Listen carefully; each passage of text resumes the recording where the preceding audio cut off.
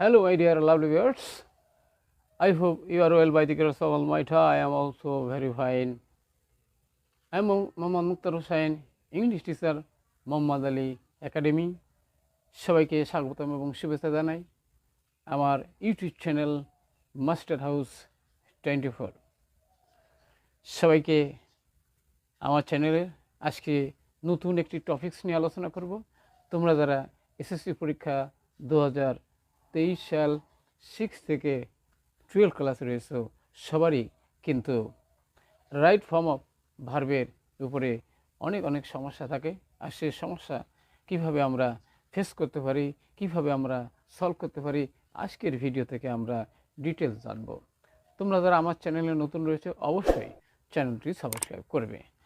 যদি সাবস্ক্রাইব করো তাহলে তোমাদের মোবাইল, ল্যাপটপ, কম্পিউটারে নোটিফিকেশন পেয়ে যাবে। আর যারা ইতিমধ্যে সাবস্ক্রাইব করছো, many thanks. So no more talk. Now go to our whiteboard, try to understand today's lesson how to use right form of verbs in the boxes. Okay, now get started.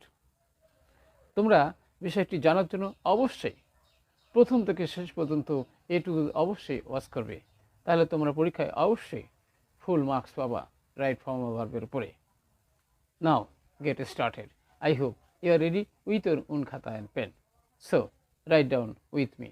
Okay, বন্ধুরা আমরা বলছিলাম কি বলছিলাম, how to use right form of verbs in the box. এই বক্সের মধ্যে আমাদের শব্দ দেওয়া থাকবে, অর্থাৎ এখানে আমরা বলতে পারি কি উইথ ক্লু বলতে পারি, আমরা গ্যাপ ফিলিং উইথ ক্লু আমরা বলতে পারি। ওকে, তাহলে এখানে আমাদের বক্সের মধ্যে কয়েকটি শব্দ দেওয়া থাকবে এবং সেই ভার্বগুলো আমাদের বক্সের মধ্যে কিভাবে আমরা সেগুলো ইউজ করতে পারবো সেই বিষয়টা আমরা আগে ওয়ার্ড মিনিংগুলো আমাদের জানা দরকার। যদি ওয়ার্ড মিনিংগুলো আমাদের জানা থাকে তাহলে খুব ইজিলি আমরা এই বক্সের মধ্যে শব্দ কোথায় কিভাবে বসবে সেইগুলো অবশ্যই আমরা জানতে পারবো। তাহলে আমরা জানি প্রথম কাম মানে আসা, এবারে সে মানে বলা, হারি মানে তাড়াতাড়ি করে কোনো কিছু করা, এবার রিপ্লাই মানে উত্তর দেওয়া, স্টেল মানে কি চুরি করা, আর ওয়েট মানে অপেক্ষা করা, আর ডু মানে কি করা, আর সি মানে দেখা। তাহলে আজকের এই ভিডিও থেকে এই ভার্বগুলো আমরা কিভাবে এই বক্সের মধ্যে ব্যবহার করব, আজকের ভিডিও থেকে আমরা কী কী বিষয় জানতে পারবো সেই বিষয়গুলো অবশ্যই মনে রাখতে হবে।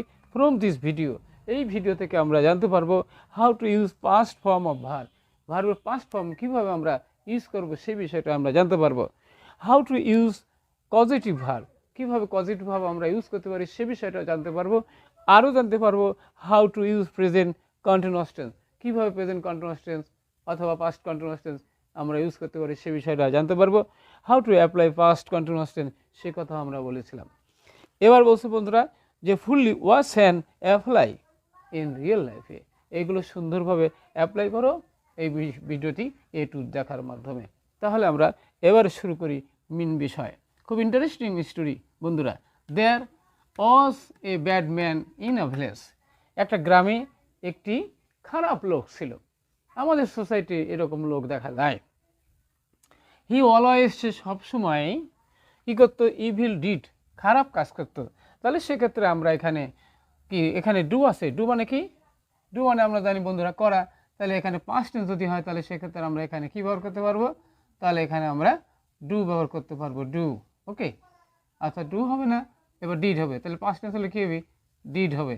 ওকে, তাহলে আমরা পরীক্ষার খাতায় অবশ্যই আমরা এইভাবে আমরা লিখতে পারবো। তাহলে ডিড হলো কেন, এটা পাস্ট টেন্সে আছে, অর্থাৎ সেই লোকটি খারাপ ছিল তাই খারাপ কাজ করতো। Okay, but when he did any work, কিন্তু যখন কোনো সে কাজ করতো, হি উড সে, সে বলতো গড হ্যাড ইট।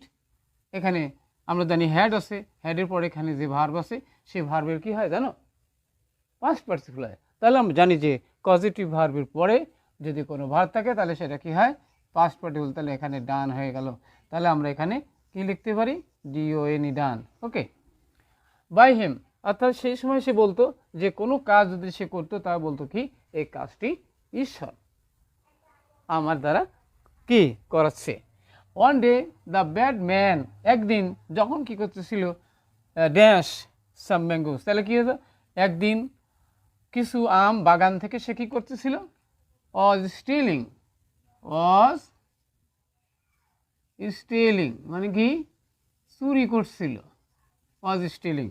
তাহলে আমরা বলতে পারি কি যে was stealing মানে সে চুরি করতেছিল। ওকে, কোথা থেকে? সাম ম্যাঙ্গোস ফ্রম দি গার্ডেন, বাগান থেকে, অফ এ নেইবার, এক প্রতিবেশী। ওকে, তারপর কি করলো? দি ওনার অফ দি গার্ডেন, ওকে, তাকে বলেছিল কি যে স, তার মানে কি তাকে দেখেছিল। স আমরা কি লিখতে পারি এখানে? এস এ ডাব্লিউ, তাহলে এখানে সি আছে না, তাহলে সি থেকে কি এলো? সি থেকে আমরা জানি কি স হয়, তাহলে এখানে স মানে কি দেখেছিল।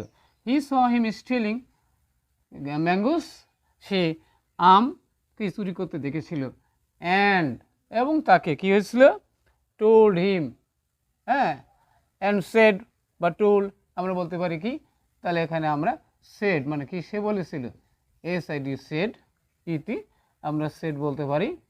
ওকে, তাহলে সে বলল, তাই না, বলল যে হোয়াই, কেন, হোয়াই আর ইউ, তুমি কেন চুরি করছো, why are you, why are you, you কি স্টিলিং, তুমি কেন চুরি করছো, অর্থাৎ সে কেন আম চুরি করছিল, হ্যাঁ, ফ্রম মাই গার্ডেন, আমার বাগান থেকে কেন সে আম চুরি করছিল, সে কথা asked the owner of the garden, বাগানের মালিক জিজ্ঞাসা করলো। এবার কি বলতো? Because God in is getting it done by me, তখন সে উত্তরে কি হলো? সে বললো সেড, সে কি বললো? রিপ্লাইড দিল, অর্থাৎ সে আমরা বলতে পারি কি জিতি সে রিপ্লাইড, রিপ্লাইড মানে উত্তর দিল, যখন জিজ্ঞাসা করলো তখন সে উত্তর দিল, রিপ্লাইড উত্তর দিল, হ্যাঁ, কি উত্তর দিল? তখন বলছে কি হলো? এখানে ঈশ্বর আমাকে করাচ্ছে, তখন এই কথা সে উত্তর দিয়েছিল, দি ওনার অফ দি গার্ডেন। এবারে কি সে কিছুই বলল না, এই নম্বরে সে সেড, সেড মানে কি কিছুই সে বলল না, না বলে সে কি করেছিল তখন? তখন হি টুক এ স্টিক, তারপরে সে একটা লাঠি নিল, লাঠি নেওয়ার পরে কি হলো? অ্যান্ড এবং সে কি করতেছিল? ওয়াজ, ওয়াজ ওয়েটিং, ওয়াজ ওয়েটিং মানে কি অপেক্ষা করছিল, অথবা আমরা ওয়েটেড বলতে পারি। তাহলে কিনে ওয়াজ ওয়েটিং, সে অপেক্ষা করতেছিল ফর দ্য ব্যাটম্যান টিল, এবার কি হলো? কেম ডাউন, নেমে না আসা পর্যন্ত, তো নেমে আসা পর্যন্ত সে কি করেছিল? সে অপেক্ষা করছিল যে লাঠি নিয়ে, তারপরে কি দমাদম পিটাতে শুরু করে। যখন নেমে আসলো তখন কি হলো? তখন এই খারাপ লোকটি উত্তর দিল যে কেন আমাকে মারছো? তখন তার উত্তরে সে বলল যে আমি তো আল্লাহ বা ঈশ্বরের কথা মতো আমি তোমাকে পিটাচ্ছি, তুমি যেমন আমার আম চুরি করেছো, তাহলে বলছো ঈশ্বর কাছে, এখানে আমিও তোমাকে পিটাচ্ছি। খুব ইন্টারেস্টিং গল্প। আশা করি বন্ধুরা আজকের ভিডিওটি অবশ্যই তোমাদের ভালো লেগেছে, আর যদি ভালো লাগে অবশ্যই লাইক এবং শেয়ার করতে বলবে না, আর তোমরা দ্রুত কমেন্টস করে জানিয়ে দাও কোন বিষয়ে ভিডিও চাও। ওকে, তাহলে সেই বিষয়ে নতুন ভিডিও নিয়ে হাজির হব। ততক্ষণ সবার সুন্দর এবং সুখী জীবন কামনা করি, সেই সাথে এতক্ষণ সাথে থাকার জন্য মেনি মেনি থ্যাঙ্কস, ধন্যবাদ জানিয়ে সবার সুন্দর এবং সাকসেসফুল জীবন কামনা করে এখানে বেরিয়েছি। আসসালামু আলাইকুম।